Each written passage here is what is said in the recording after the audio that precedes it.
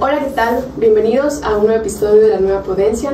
Estamos iniciando el año con un muy buen tema para tratar, que es la actualización del salario mínimo. El día de hoy tenemos a dos grandes invitados, que como ya saben, la licenciada Katia Ebrardo, bienvenida. Gracias. Y por otro lado, el licenciado Gabriel Abarca. Hola, ¿qué tal? Un gusto tenerlos por acá de nueva cuenta. ¿Y nos podrían dar un poquito una pauta, un contexto sobre el salario mínimo antes de entrar un poquito de lleno? Por favor. Está bien, gracias. Pues justo como intentamos explicar al principio, ¿no? Pues el salario lo conocemos como aquello que vamos a recibir a cambio del trabajo que vamos a realizar. Sin embargo, hoy estamos tratándolo desde la vertiente del salario mínimo. Un concepto, yo creo que sí hay espectadores o quienes están viendo del otro lado que todavía no conocen esta parte y que espero lo conozcan como nosotros, o ciertos puntos que no estén muy claros, que justamente existe un mínimo, ¿no? Que debemos de percibir que sí está tabulado, por decir algo, y que es el derecho al cual nos corresponde como trabajadores. Sí, el contexto del salario mínimo es poner parámetros para que nadie pueda estar trabajando y recibiendo una retribución, una remuneración por el servicio prestado bajo este límite inferior que se ha establecido. En el contexto que mencionaba Litsi, se establece el salario mínimo general, un salario mínimo general, después de un análisis a través de una comisión. Existe una comisión tripartita, la CONASAM y la Comisión Nacional de Salarios Mínimos, que es la que se encarga no solamente de regular, sino verificar que verdaderamente el salario vaya a poder contrarrestar cualquier tipo de incrementos inflacionarios o de índices nacionales de precios al consumidor, y que entonces pueda cualquier familia, cualquier encargado de llevar los bienes a su hogar, tengan los mínimos requeridos para poder afrontar las necesidades del día a día, como es el alimento, el techo, el vestido. Además, hay un dato importante que aprovecho y lo menciono una vez. Reciente, no sé si fue el jueves o fue el viernes o el sábado, hubo una reunión por parte del presidente de la República conmemorando no sé qué número aniversario de la huelga de Río Blanco, y ahí él hizo que mandará un par de iniciativas al Congreso. Una de ellas tiene que ver en el que se establezca que el incremento del salario mínimo siempre debe haber un incremento al año al salario mínimo que deba ser superior al índice inflacionario, lo cual me parece de manera correcta y de manera adecuada, nada más para poner no solamente el contexto de por qué existe un salario mínimo y esta novedosa noticia que anunció apenas el presidente de la República hace un par de días, ¿no?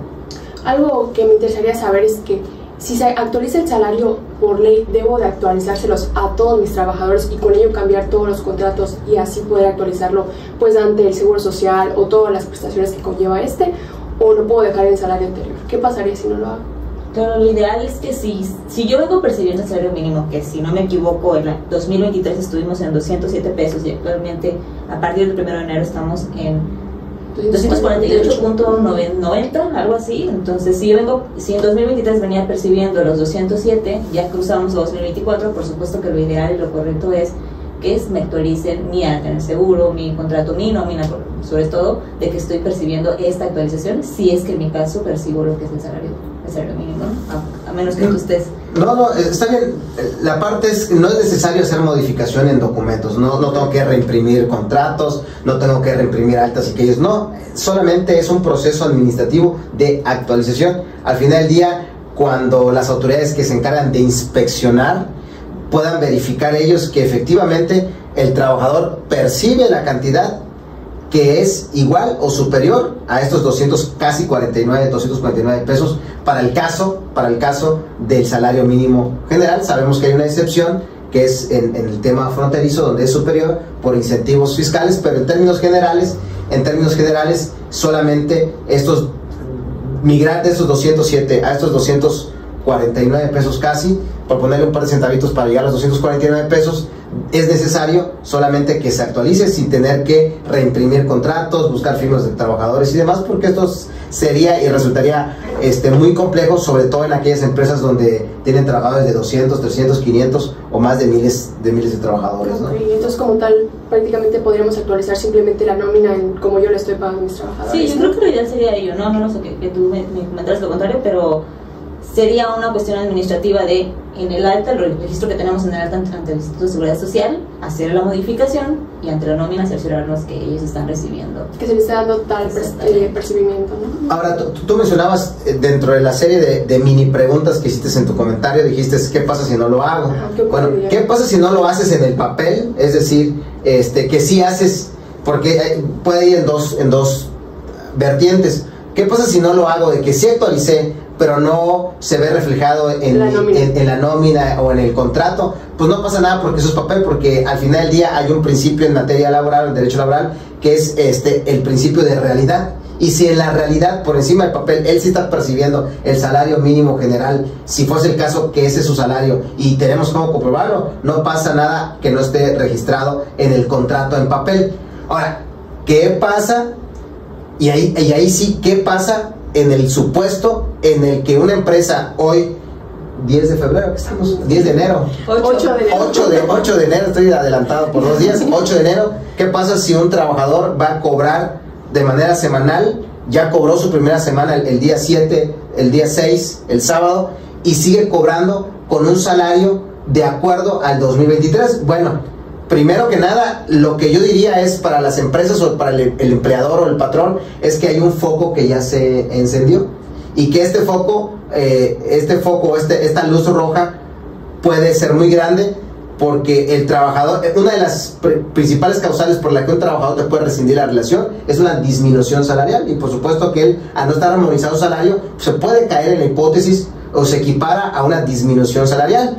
Pero no solamente ese es el tema con el trabajador, sino también ante la Secretaría de Trabajo y Previsión Social, aquellos que incumplen con estas normas de trabajo son merecedores de multas.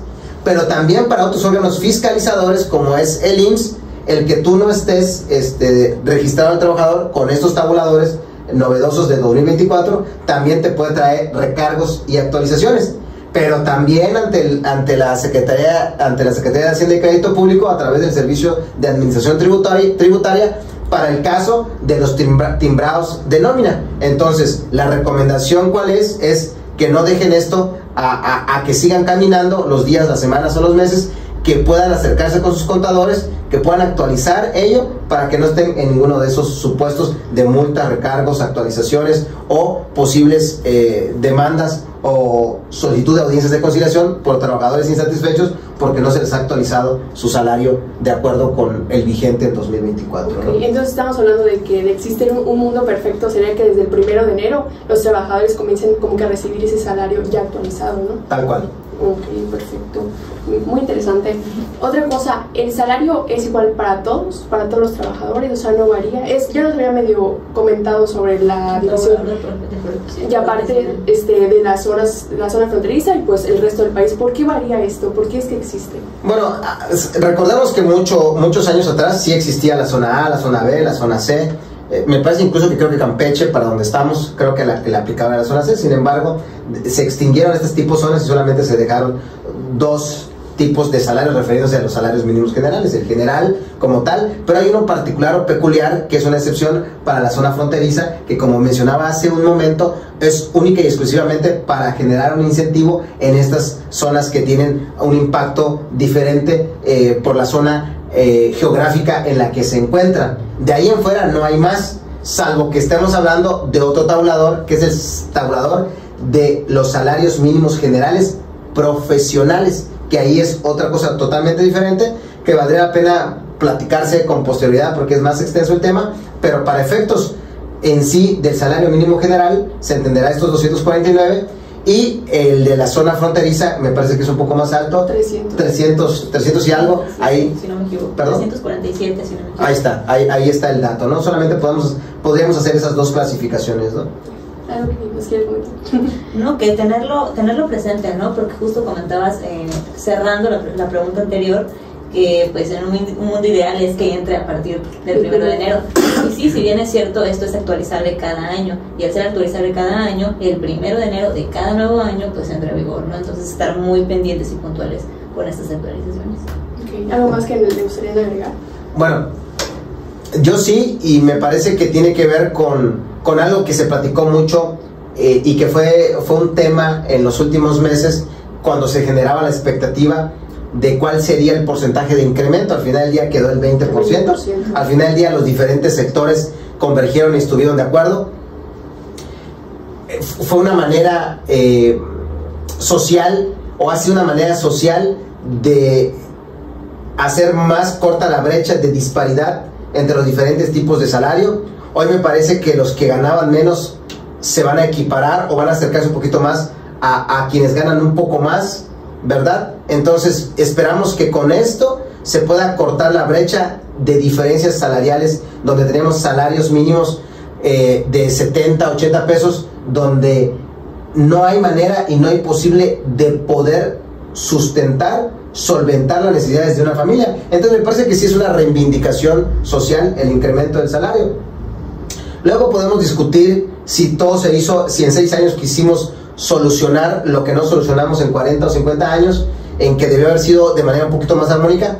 Lo importante es que ya se hizo, que ojalá que estos grandes incrementos que se han dado en este sexenio en particular pueda darnos un recordatorio para las siguientes administraciones de no dejar en el olvido el tema del salario, porque al final del día es el salario el que permite a las familias mexicanas poder tener lo que es lo más importante, los medios de subsistencia, no solamente para ellos, sino para su familia. Entonces yo sí creo que con el esfuerzo de lo que representa para el empresariado, sobre todo para un país donde el empresariado, más del 90%, como siempre he insistido, está enfocado en pequeñas y medianas empresas, me parece que hoy ellos tienen que asumir este gran compromiso y tienen que asumir esta gran responsabilidad. Pero bueno, es una justicia social, y recordemos que el derecho del trabajo, de donde emana el salario, precisamente es un derecho social, ¿no? Y en cuestión patronal, ¿no creería que tal vez podría, no sé,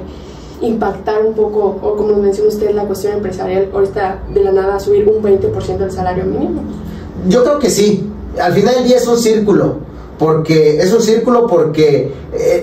mi recomendación sería para el empresariado, que por supuesto va a adolecer o que tiene una plantilla de 100 trabajadores y que hoy tenga que hacer este incremento del 20%, cuando estaba acostumbrado a pagar, suponiendo que su nómina al mes era 100,000 pesos, métele ahí un 20%, entonces son 120,000 pesos. ¿Qué creo que va a ocurrir, o qué es lo que debería ocurrir con naturalidad, en una cuestión de simpleza económica? Es que ellos ese incremento lo van a trasladar en los productos.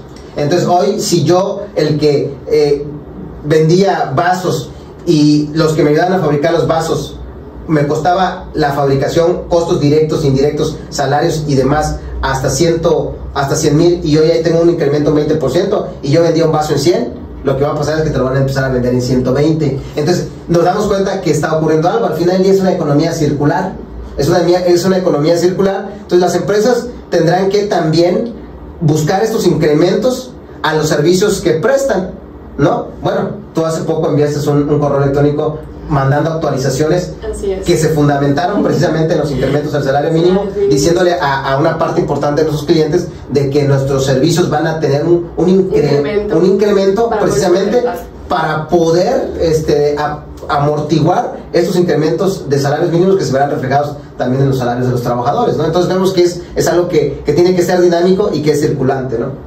Sí, yo creo que no toma en cuenta solamente al trabajador. Justo hace como 2 o 3 meses estuve presente en una conferencia virtual justamente sobre el tema laboral, y hablaban sobre el salario, y lo que es el magistrado Mercado, el abogado reconocido dentro del gremio laboral, hacía énfasis en un comentario respecto a que el salario es considerado para el sostenimiento de una familia mexicana, como bien mencionabas, no de manera individual para un trabajador. Hoy en día el salario no da ni siquiera para el propio trabajador. Sin duda es una dinámica, o es una actividad, un recurso económico que no solamente va a tomar en cuenta al trabajador, sí primordialmente, pero también tiene que tomar en cuenta a los empresarios, a los sindicatos, todos aquellos que somos sujetos en el mundo del trabajo, ¿no? Entonces quedar ahí como reflexivo. Wow, es un tema súper interesante, y ahora sí que más que nada, así como trae muchas ventajas, pues vemos que trae igual diversas desventajas con el hecho de que incremente como que este salario, que bueno, pero también va a haber un incremento en los costos y en los productos. Y pues fue un tema muy interesante, me agradó mucho esta nueva charla y espero que lo disfruten sobre todo. Y recuerden seguirnos en nuestras redes sociales, que son Facebook, YouTube y Spotify como La Nueva Prudencia. Hasta luego, Katia. Hasta luego, Gracias. Gabriel. Nos vemos, hasta luego.